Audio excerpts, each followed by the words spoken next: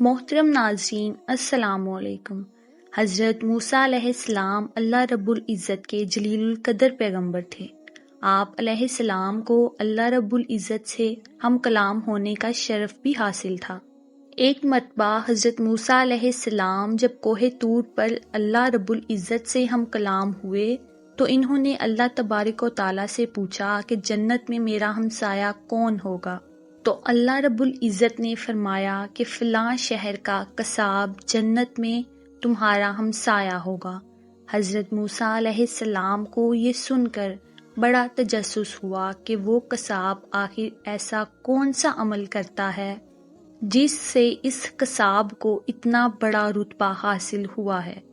حضرت موسیٰ علیہ السلام اس شہر کی جانب گئے اور وہاں قصاب کو تلاش کیا اور خاموشی سے دیکھتے رہے کہ آخر اس کا ایسا کون سا عمل ہے جس پر اللہ نے اسے اتنا عظیم مرتبہ عطا فرمایا ہے۔ دن بھر اس قصاب نے معمول کے مطابق گوشت فروخت کیا، لیکن ایک گوشت کا ٹکڑا الگ رکھا، پھر اس ٹکڑے کو تھیلے میں ڈال کر گھر کی جانب چلا۔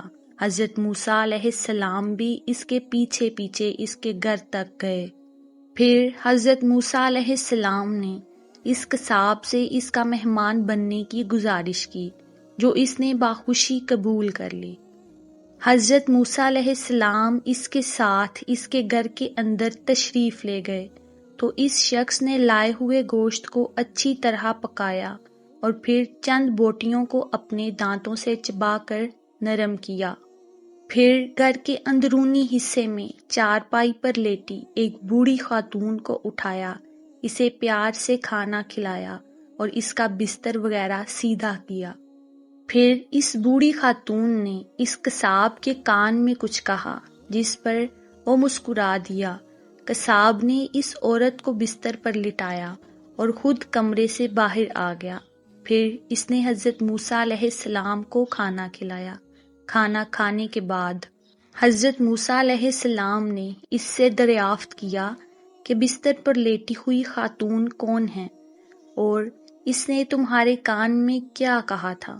جس پر اس قصاب نے بتایا کہ وہ میری والدہ ہیں، وہ بے حد سادہ عورت ہیں، میں جب بھی ان کی خدمت کرتا ہوں اور ان کو کھانا کھلاتا ہوں تو وہ مجھے یہی دعا دیتی ہیں، اے اللہ میرے بیٹے کو جنت میں موسیٰ کا ہمسایہ بنانا، جس پر میں مسکرا دیتا ہوں، کہاں میں ایک معمولی سا قصاب اور کہاں رب العزت کے برگزیدہ نبی۔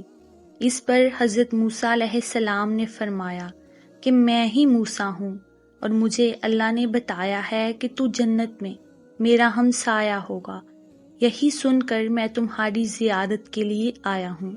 اللہ رب العزت سے دعا ہے کہ ہمیں بھی اپنے والدین کی خدمت کرنے کی توفیق دے اور ان کی دعائیں ہمارے حق میں قبول فرمائے، آمین۔